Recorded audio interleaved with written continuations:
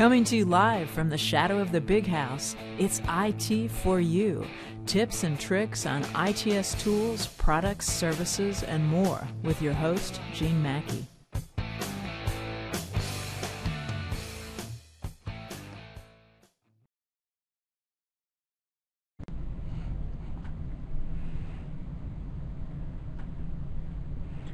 Hey, good morning everybody, and welcome to IT4U.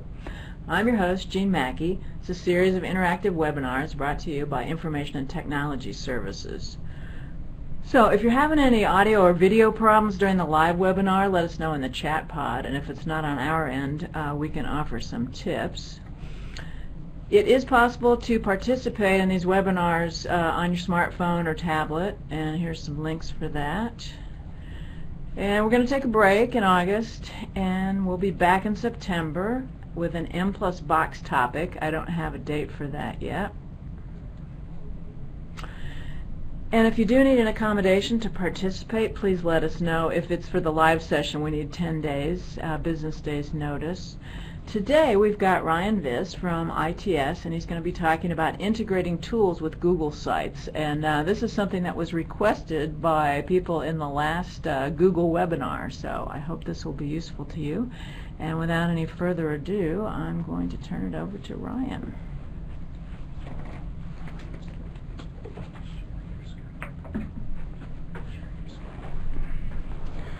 Good morning, everybody. Thank you for having me back, Gene, and the IT4U staff. Always fun to have requests to talk about things that people are interested in right from the get-go. So today we're going to be talking about integrating other tools with Google Sites. For those of you who aren't familiar with Google Sites is one of our core apps covered by our agreement with Google. So all of the data in Sites is our data protected by a contract. It is not archived or mined for advertising purposes or anything like that. And if you do have folks who are core only, they are able to use your site as well. Google Sites is a general purpose, what you see is what you get, editor-based web page creation tool. If you need a very quick and dirty website for your project or your team, or maybe just for yourself to organize all of the things that you have going on, Google Sites is a great tool for doing those kinds of things. Google Sites has a couple of interesting features, one of which is that it allows for multiple owners. If you're familiar with Google Drive, documents only allow one owner per document. Sites is a little bit different. You can have as many owners as you want. That's really nice if you have shared accounts or you have a team that is highly in flux. If you have a project team where lots of people are rolling on and off, you can make them owners and take them off very easily and have that continuity.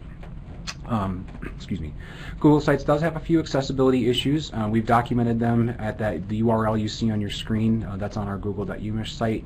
You can also just search for Sites accessibility on our site and you'll land on that page.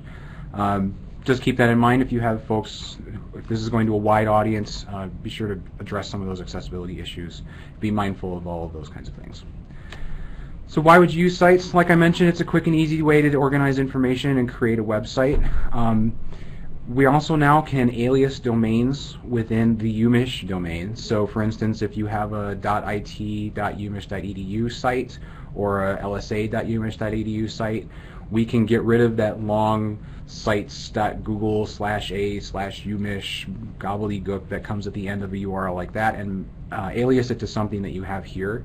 What we can't do is alias it to a non-umish.edu email or URL. So supercoolsite.com, yourvanitysite.net will not work. It has to be inside the UMISH domain. There are a lot of folks doing that on campus. I would highly recommend looking into it and talking to your local IT or webmaster. Yes, question? Just say, what's the definition of an alias? What does it mean to alias? Oh, to alias. So for instance, when you create a Google site, and you'll see this as we get into the demo later on, the URL that you'll get is based in sites.google.com/a/umish.edu, and then anything after that is the unique URL for your particular site. As you start creating pages and maybe you're into the second or third level page in your site, that URL can be very, very long, and it also has that google.com base into it.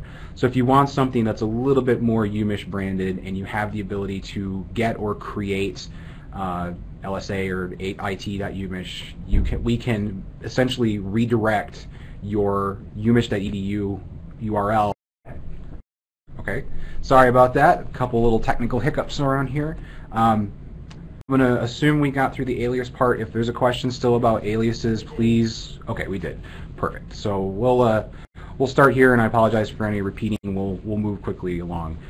Today is going to be mostly demos. We're going to be live inside the site, putting embeds and all those kinds of things into an actual site. You'll have access to the site during this live demo in a view-only mode. When we're done, I will unlock that site into an edit mode. I would highly encourage you to make a copy of the site that we work with today to have your own personal sandbox. All the things that you see during the demo will be there if you make a copy of the site, and you can delete and add and play with it as you will without any fear of messing up with any project sites you may be a part of.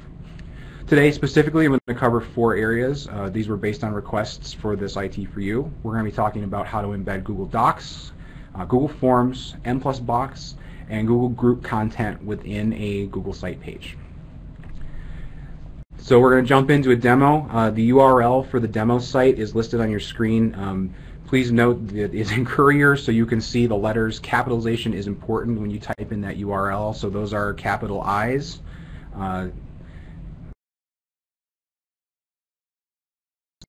Stay with that for today. So let's get started. Hopefully we can get through these before lightning strikes again.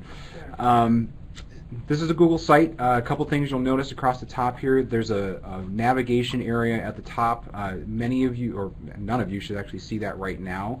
This is only available to editors, not to viewers. Only a few buttons up top here. These are local to the page, so if I click this button, I'm going to edit the page that I'm on. If I click the button next to it, it's going to walk me into the creating a new page interface. We're not going to cover that one today, but just know that it's there. And then once you're on that page, kind of keep an eye on where you're placing your page in the structure of your site. And then, of course, the catch-all settings button. This is an action menu in sites. When we click that, there's a number of commands on here. Again, we're not really going to cover a lot of these today because we're more talking about embedding content, but be aware that there's a lot of different settings in here. The one you're probably most interested in here is Manage Site. Manage Site is where you can add people, make copies, change the look and feel of your site. All kinds of settings are buried back there. If you, of course, if you have any help, Sites Help is down here at the bottom. Google's actually got fairly decent documentation around most of their core apps, and Sites is no exception.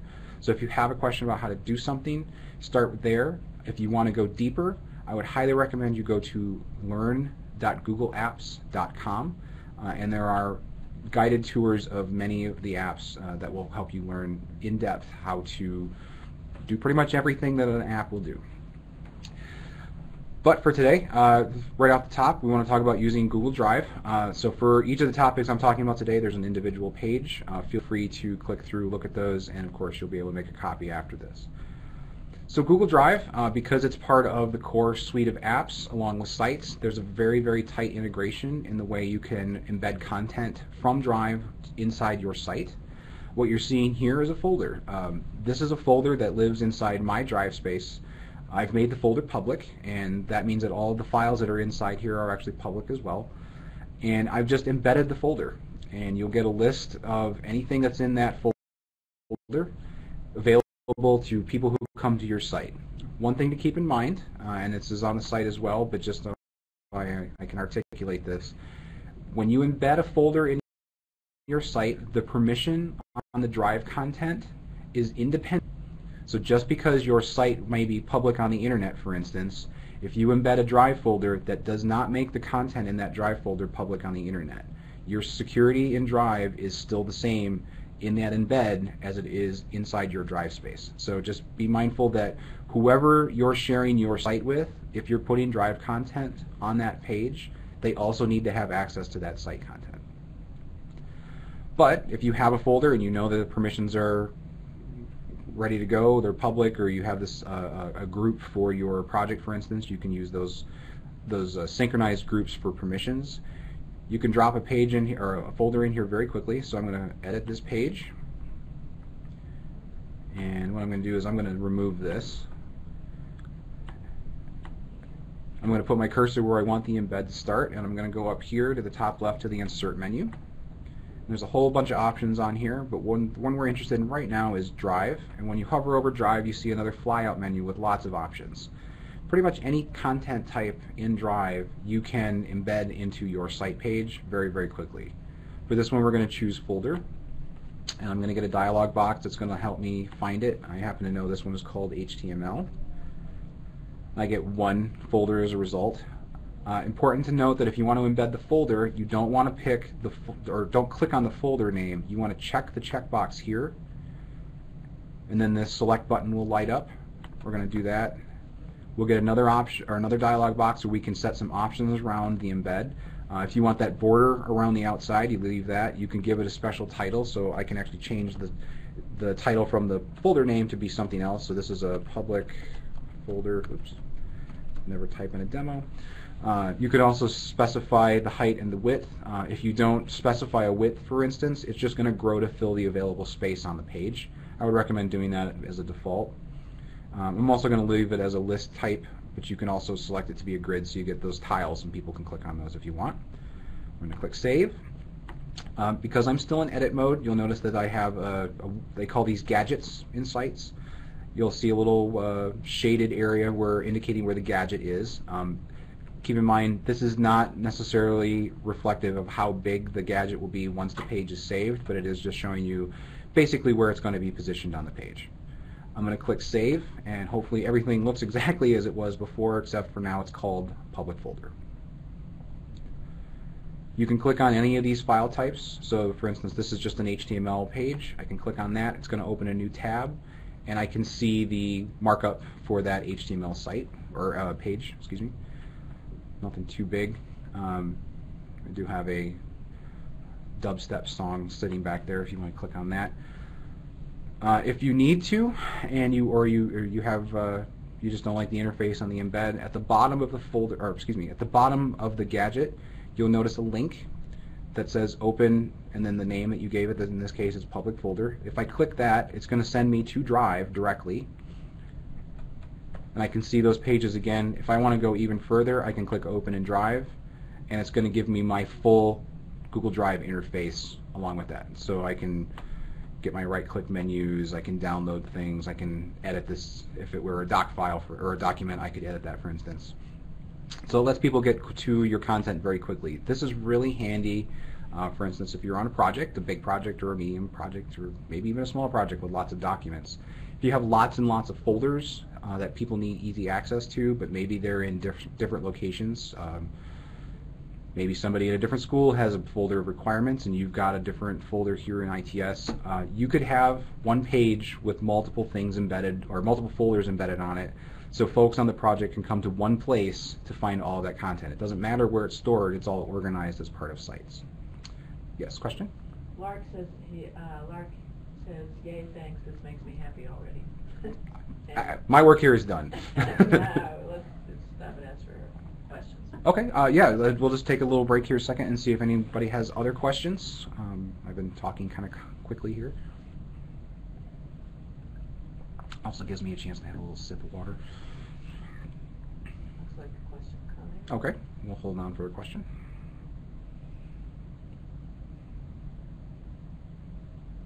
While we're waiting, I would highly encourage everybody to go to the record today. Today is President Schlissel's first day on the job, and there's a really nice interview with the record in there today. So welcome President Schlissel. Yeah.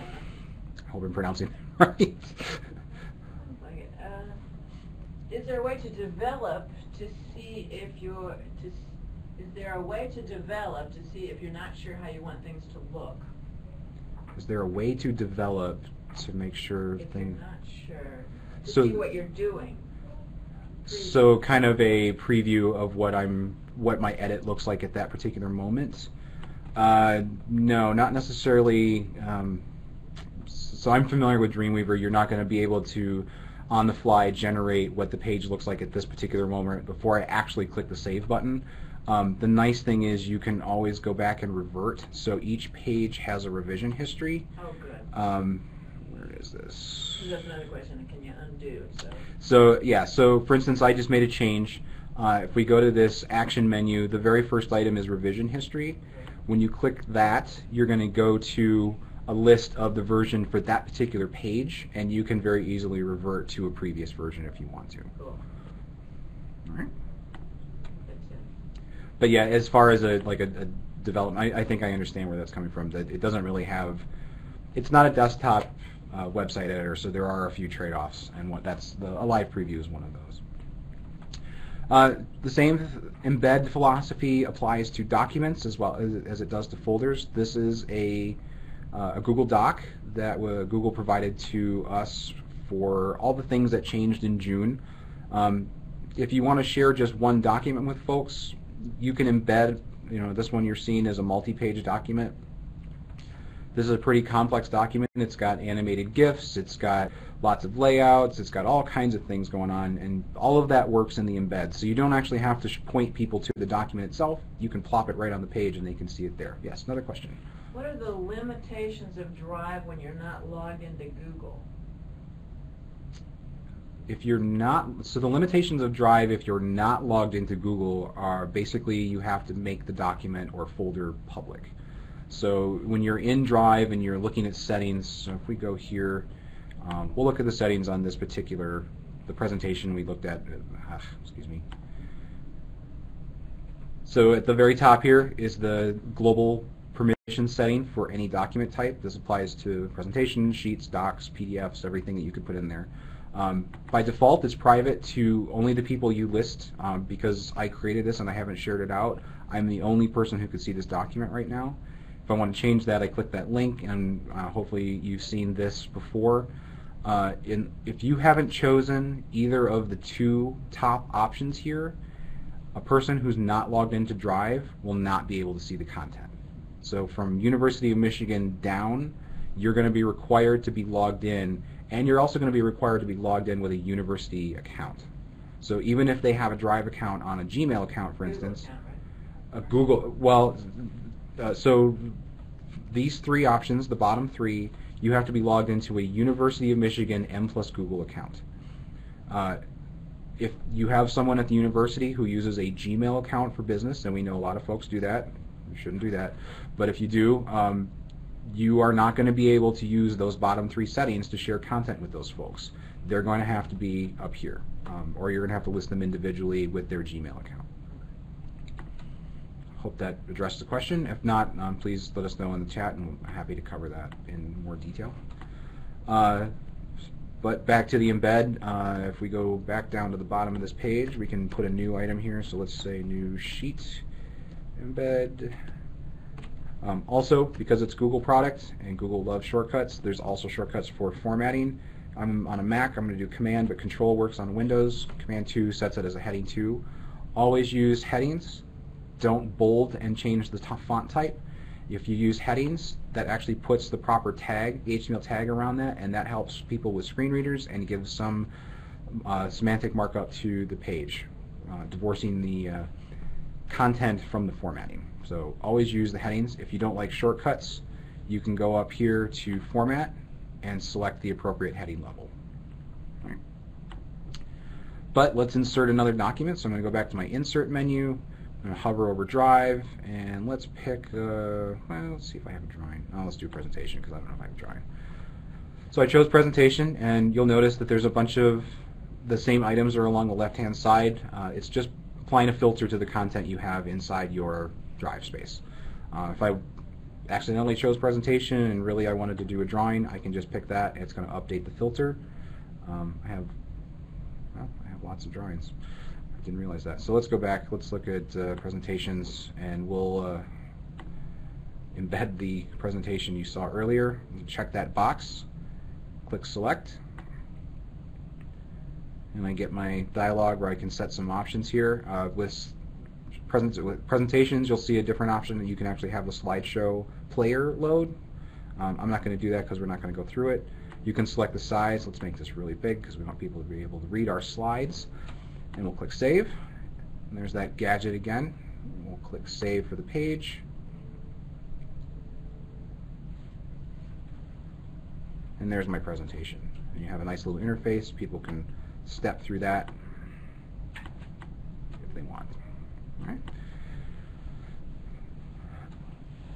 One of the things we see a lot of folks use is Google Forms. Google Forms, of course, is a great way to get a quick and dirty survey out if you need to. Everything from where do you want to go to lunch to how do you like our product. Sometimes or typically we see people sending out links to forms. That's great if you're sending out an email campaign. But sometimes you have something else like a feedback form, or you want people to come to your site directly because you have, let's say, analytics on your page and you want to see who's coming to your form. You can embed the form directly into a Google site page. This is, if anybody's seen my other demos, I have kind of a silly breakfast choices form that we use, and I've embedded this directly into this Google site. This particular form has some branching logic behind it. If I choose one of these options, it goes to a different page. You'll notice that with the embed, that branching works just fine within this page. There's no need to send people directly to the web for this, or sorry, to the web form for this. As you probably have guessed at this point, embedding a form is pretty easy. I can just go to Insert Menu, Drive, Form, and I can choose the form that I want. I don't actually know what these are. We'll do breakfast choices again. And of course you have this dialog box where you can specify the height and width. You may have to play with this a little bit. It doesn't try to auto size or anything special like that. You'll notice, I'll cancel out of here because I don't need to put it twice. I made some changes. It's prompting me to make sure I actually wanted to toss the changes. I do. You'll notice with this form, the form isn't nearly as long as this embed is high, but you can play with that if you want to. Questions?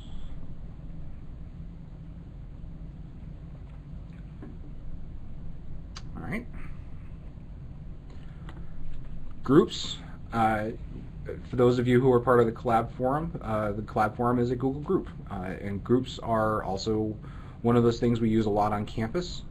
Sometimes it's a little hard to find, especially if you participate in a lot of groups. If you are trying to administer a group related to a site, you can embed the group directly into your Google site.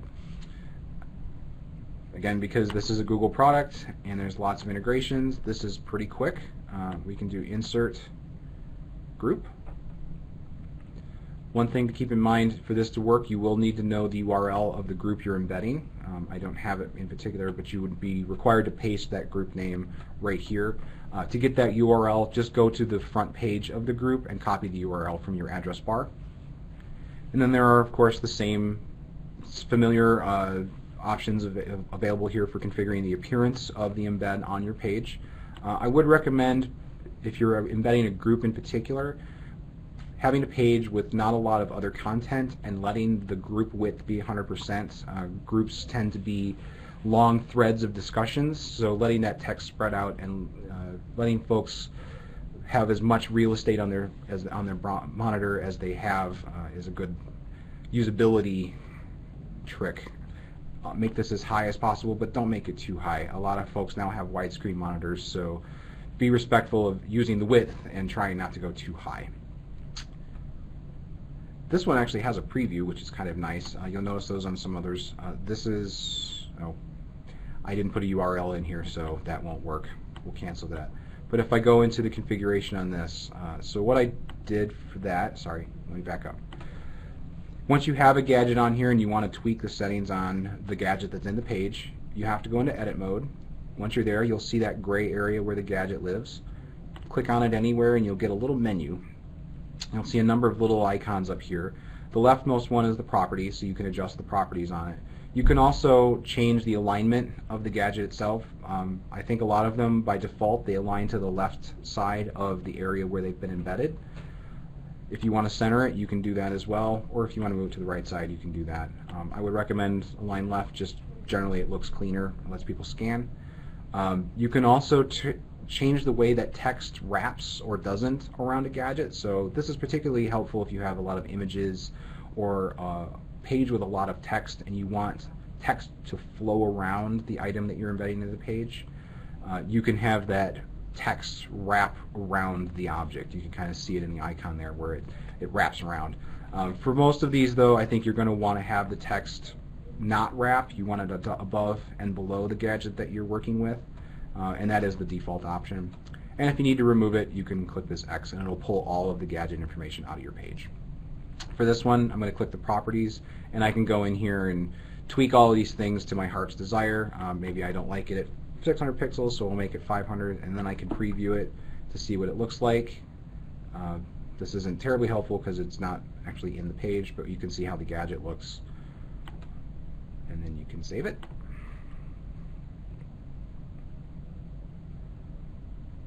And there you go. I'm looking over questions. No questions? All right, we'll keep plowing on. So far all we've talked about really are other Google products, Google apps, and embedding those into sites. Obviously that works fairly well for most Google products because they talk to each other. But you're not limited to that, of course. You can embed things like Mbox. Oops, I am not logged in, so we'll go through a login thing. For Mbox, there's a little bit of a couple things you have to do. First of all, you're going to have to go to box.it.umich.edu and make sure you are signed in, because I'm not. I don't like doing this live. And also, if you don't have an account, I would highly recommend getting an M+Box account. You can do lots and lots of stuff in Box, tons of storage, lots of sharing options, email into folders, good stuff. That'll be in September. If you have any questions, contact the service desk or Mary Beth Stunkel, and she would all be happy to talk to you about Box. For this demo, I have a public folder here. Same sort of rules apply for Box embeds as they do for Drive folders. The security on the Box folder is in Box. It's not on your Google site. Your site could be public, but if your folder in Box is restricted, those restrictions stay in place even if you embed it in the site. So make sure the folks that have to see the content have permission to see it. This particular folder is set to be public, so all the content in here is freely available on the internet. You just got to know where it is. To do an embed in Box, you need to open Box first and go to the folder that you want to share. So in this particular case, I've gone to my public folder here, and I want to go to the More menu, and then I'm going to go to Share, and then there's a link that right here that says Embed into your site. And when I click that, I'm going to get a dialog box. There's a lot of options here. I'm not going to cover those right now. What we're really interested in down here is this embed code. This is what's going to allow us to put it into the Google site page. So I'm going to click this copy to clipboard, and it put all of that on my clipboard. I'll close this because we're done with it. We're going to go down here, and I'm going to edit this page, and I'm going to remove this. Now with Box, because it's coming from an outside site or an outside source, we have to kind of go a little bit deeper into Google Sites configuration options, and we're going to directly edit the HTML for not the page, but the section where our cursor is. Very important to note that if you have a multi-column layout or you have multiple sections on your page, when you click the HTML button, which is right here, you're editing the HTML for that section, not for the entire page. So make sure that your cursor is in the place where you want your embed to be. In this particular case, I'm in the only section on the page. I'm going to click this HTML button here on the toolbar, and I'm going to get an editor where I can directly edit the HTML for that section. Now I know that I want this embed to be right here after that div, and it's on my clipboard, so I'm just going to paste that directly in there, and you'll see that this is a link to box.com, and don't have to worry about all that just right now. I'm going to click Update. We'll see that same Google Gadget interface. You can actually do this as a regular gadget as well if you want to, once it's in there. But now that it's in there, I'm going to click Save. It's going to refresh the page. And Box has one little additional security measure. When you come onto a page with a Box embed, you'll see this little cloud icon. It'll be in a different position every time you load the page, but just click and drag that onto the emboss, and it will unlock the folder, and now you have access to all of that content on that page. Questions coming in at all? And again, you can click on all these things. It's going to load right in there. If you want, you can make this full screen.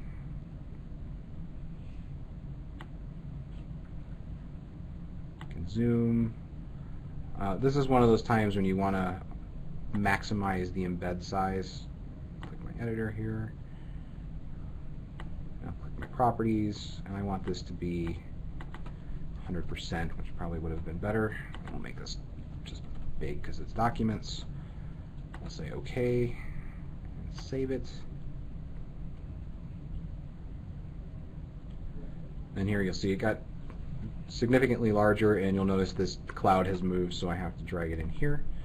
And now I have a little bit bigger interface to work with, so I can click things and preview them, page through them. Box is pretty good about generating previews.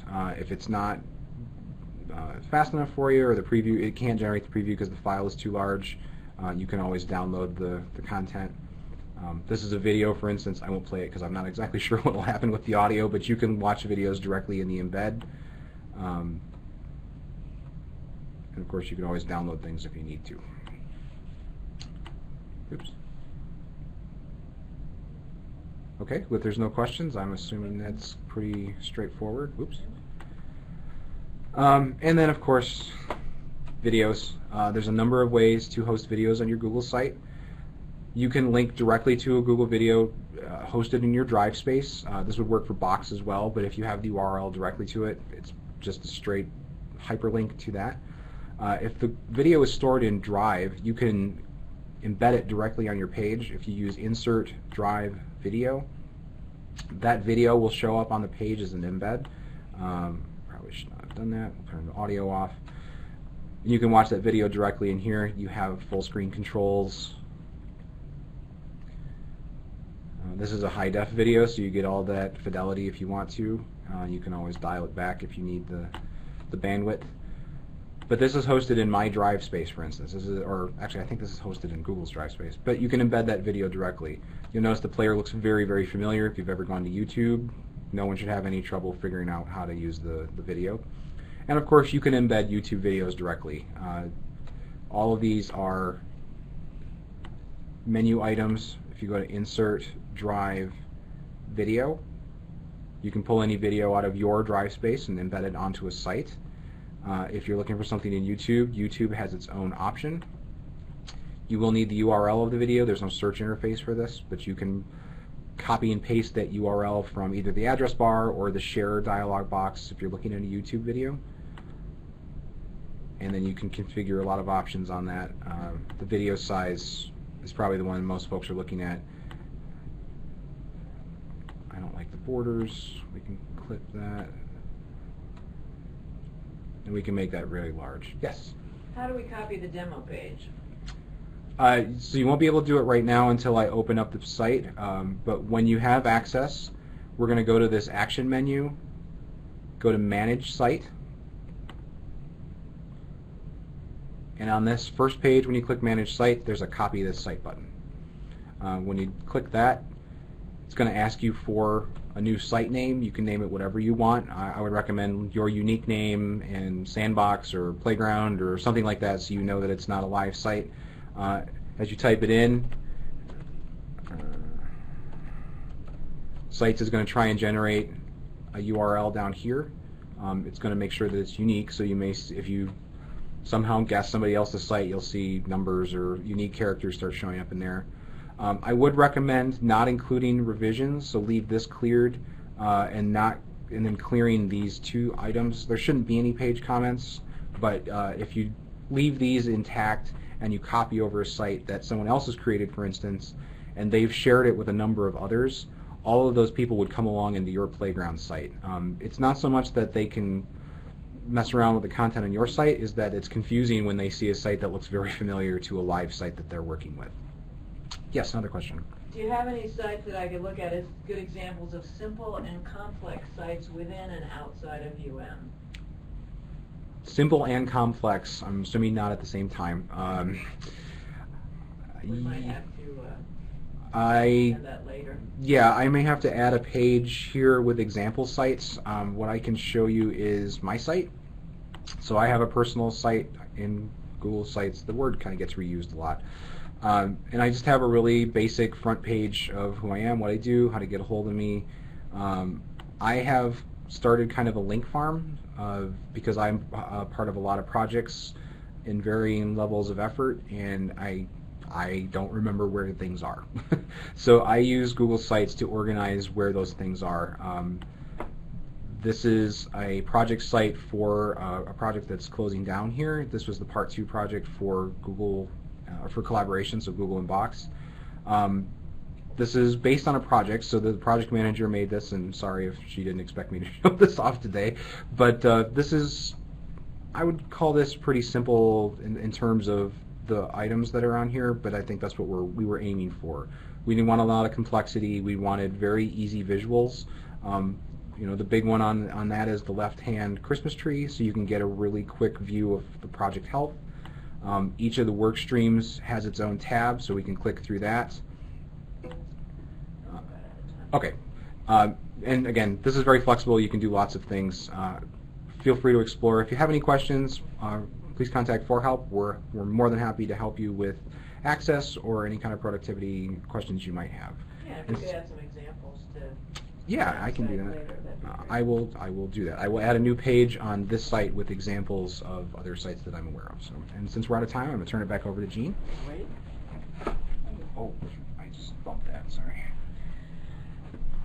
All right, thank you, Ryan. Get back here, stop sharing, get back to my power.